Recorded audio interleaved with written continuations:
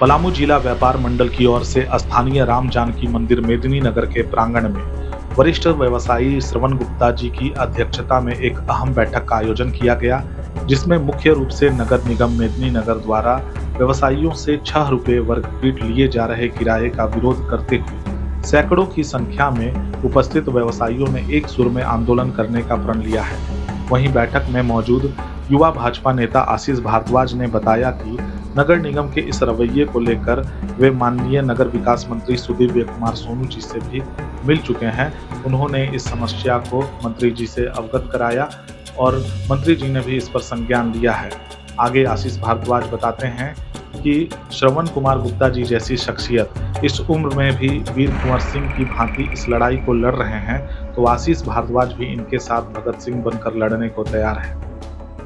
मेदिनी नगर नगर निगम और मेदिनी नगर नगर निगम की व्यवस्थाएं जब करा रही हैं, जब मेदिनी नगर करा रहा है, एक एक व्यवसायी का हक का बात नहीं सुना जा रहा है, तब एक 75 साल का बुजुर्ग खड़ा होता है और कहता है कि मैं अपने शहर की लड़ाई लड़ूंगा, इसलिए मैं ताली बजा रहा हूं कि 30 साल का लड़का उनके साथ खड़ा है। जब विनोद अंकल जैसा व्यवसायी खड़ा होकर यह कहता है कि शहर की व्यवस्था बदलनी चाहिए, जैसे चल रहा है वैसे नहीं चलने देंगे, तब आशीष भारद्वाज को ताकत मिलता है और खड़ा होकर आपकी लड़ाई लड़ने को तैयार रहता है। इसलिए मैं कह रहा हूं कि ऐसे शख्सियत के लिए जोरदार ताली होनी चाहिए। यह भाषण देने का मंच नहीं है। मैं लेके आया हूं चिट्ठा, मैं दिखाऊंगा कि ये क्यों बैठे हैं हम लोग आज। आदरणीय श्रवण गुप्ता जी पिछले 20, 25, 30 वर्षों से शहर की लड़ाई लड़ रहे हैं और मैं इनका बहुत बड़ा प्रशंसक हूं। इस कारण प्रशंसक हूं कि तमाम फिजिकल चैलेंजेस को झेलते हुए आदरणीय श्रवण गुप्ता जी आशीष भारद्वाज के घर जाते हैं, उसको कहते हैं कि बेटा चलो, हम व्यवसायियों की बात करने चलना है। हमारा हाथ पकड़ते हैं, हमको गाड़ी पे बैठाते हैं और हमको पकड़ के जबरदस्ती रांची लेके जाते हैं। इसलिए ऐसे ऐसे शख्सियत हमारे, इनके ऐसे शख्सियत के बारे में जितनी कम कही जाए कम है। शहर में कुछ ऐसे बहुरूपीय घूम रहे हैं जो आपको अपने आप को व्यवसायी हित की तमाम बातें करते हैं। कुछ ऐसे बहुरूपीय घूम रहे हैं जो अपने आप को व्यवसायियों का हितकर्म कहते हैं, लेकिन कभी वो व्यवसायियों का काम नहीं करते हैं। प्रत्यक्ष देंगे, उसको प्रमाण की आवश्यकता नहीं पड़ेगी आपको। मैं श्रवणचा के साथ खड़ा हूं इस लड़ाई में। मैं भी एक व्यवसायी वर्ग से आता हूं, मैं भी व्यवसाय करता हूं, आजीविका का मेरा भी साधन व्यवसाय ही है। भले ही डाल्टनगंज में मेरा व्यवसाय ना हो, लेकिन व्यवसायी के दर्द को मैं समझता हूं। मैं हर उस मेहनत कश इंसान के दर्द को समझता हूं जब वो 8 बजे अपने घर से सुबह निकलता है और 10 बजे रात को अपने घर में घुसता है और उन बीच के तमाम समयों में अपने मेहनत से जो पैसा अर्जित करता है, उस पैसे का जब टैक्स काट कर जमा करता है और उसके बाद एक चिट्ठी आती है निगम से कि आपका दुकान कल बचेगा कि नहीं बचेगा, तब मुझे भी कष्ट होता है, तब मुझे भी पीड़ा होती है और नगर निगम के सामने दीवार और चट्टान बनकर खड़ा होने का प्रण लेता हूं और फैसला करता हूं कि आपकी लड़ाई लड़ने के लिए तैयार हूं। देखिए भैया, स्पष्ट बात है, एक बात दिमाग में कोई मत लाइएगा, मैं बहुत साफ सुथरे अक्षरों में बात करता हूं कि यह बैठक नगर निगम चुनाव हेतु आयोजित की गई है। यह बैठक किसी के विरोध या किसी के पक्ष में माहौल बनाने के लिए किया गया है, नहीं। यह बैठक पलामू और मेदिनी नगर के लिए आयोजित किया गया है और हमारे बाजार में व्यवसाय कर रहे एक एक व्यक्ति के लिए आयोजित किया गया है। इसको कोई दूसरा रंग देने की आवश्यकता नहीं है। मैं सभी उपस्थित पत्रकार बंधुओं और अपने अग्रजों से हाथ जोड़कर इसका आग्रह करूंगा, बताइए ऐसे चलेगा हमारा शहर? ऐसे कार्य करेंगे हमारे व्यवसायी?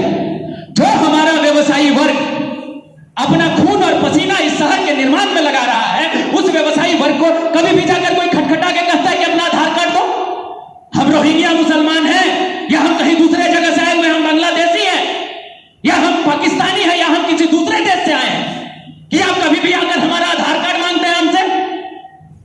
क्या आपके पास डाटा नहीं है बाजार में रहने वाले लोगों का?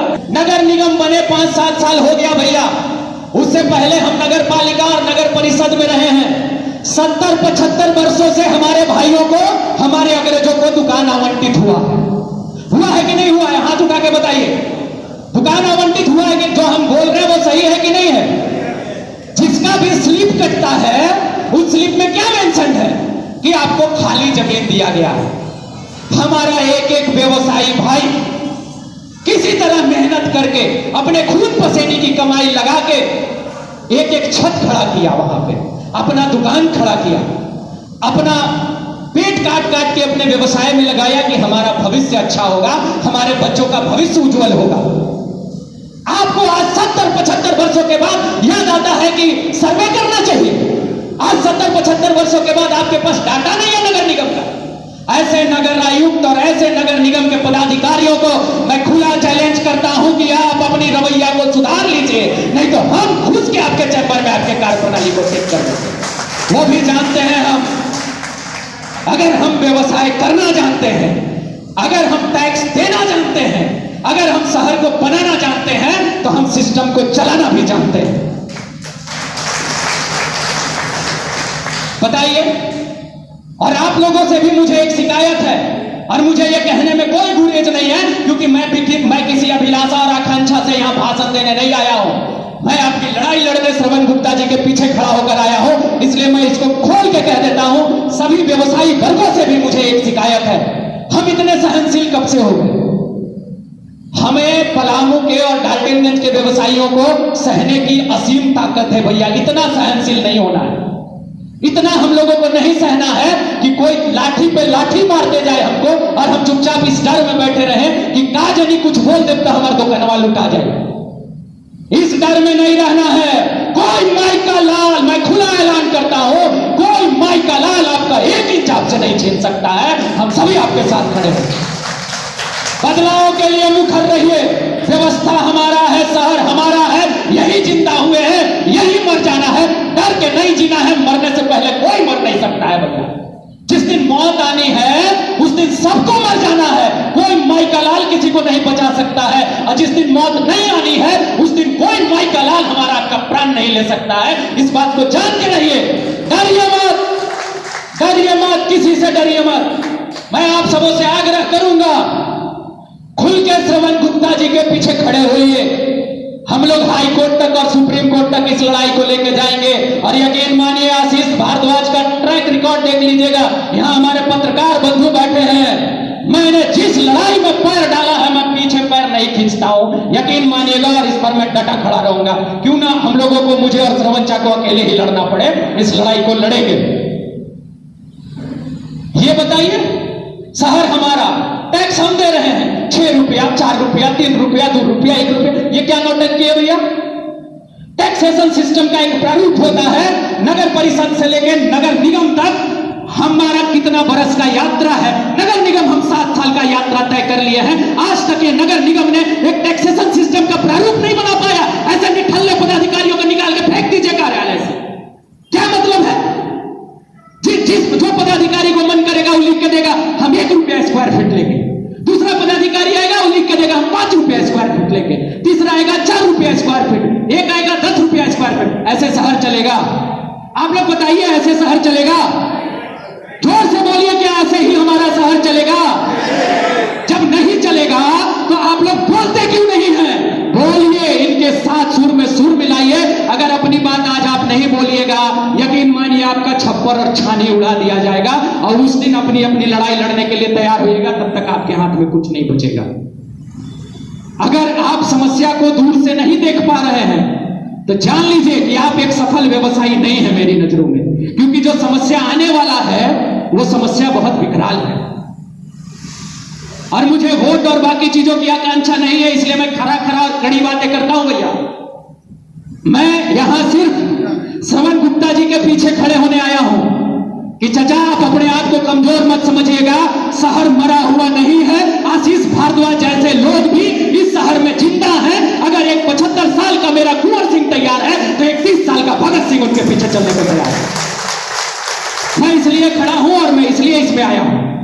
मैंने विनोद चा को भरोसा दिलाया है कि चाचा, व्यवसायियों के अहित में 1 इंच फैसला नहीं होगा। जिस भी पदाधिकारी को व्यवसायियों का फैसला लेना होगा उसे व्यवसायियों के बीच में आकर नीति निर्धारण करना होगा। अगर आप अपना एसी चैम्बर में बैठ के हमारे लिए नियम बनाइएगा तो हम उसके विरुद्ध में हैं और उसके विरुद्ध में आर पार की लड़ाई लड़ने के लिए तैयार हैं। आपको मैं कुछ कागज दिखा रहा हूं, मैंने फाइल इसीलिए लिया है ताकि आपकी आंखें खुल जाए। आप देखिए, आदरणीय श्रवण गुप्ता जी से ये कागज ले लीजिएगा, हम कहीं से निकाले नहीं है, चचा ही दिए, चचा के पास ही ये सब कागज था। चचा आज से लड़ाई नहीं लड़ रहे हैं, विनोद चा आज से आप सबों की लड़ाई नहीं लड़ रहे हैं। ये लड़ाई बहुत दिनों से चल रही है। ये लड़ाई 2010 से ये लड़ रहे हैं कि हमारा शहर का सिस्टम बना रहे। भैया सुनिएगा, ये देखिए कुछ कागजात भी देखते चलिए।